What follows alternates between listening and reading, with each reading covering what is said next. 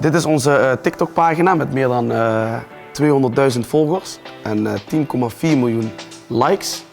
En dit is volgens mij onze meest virale video op TikTok.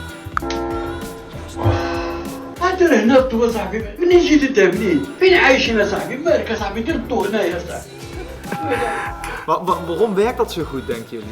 Omdat ik denk gewoon dat veel mensen dit ook herkennen bij hun eigen vader. Of bij wijze van spreken bij hun eigen moeder. Anies begon met het TikTok-account in 2023. Eerst deed hij het nog alleen, maar sinds zijn vader ook meedoet, heeft de bekendheid van het tweetal een vogelvlucht genomen.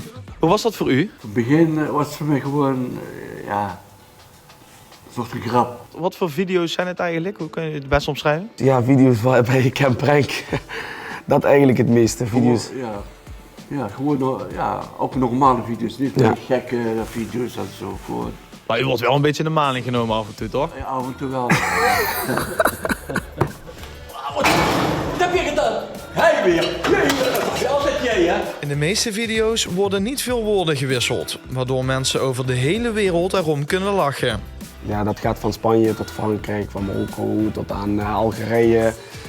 Dat is niet meer normaal. Tot bijna 9 miljoen. Dat is één video. Één video. Ja.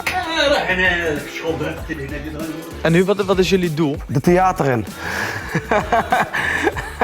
Ja, daar zijn heel veel toekomsten in. Ik heb nu ook we hebben een hele managementteam eronder zitten. Dus ja, wat er allemaal gaat komen, dat komt. Afwachten.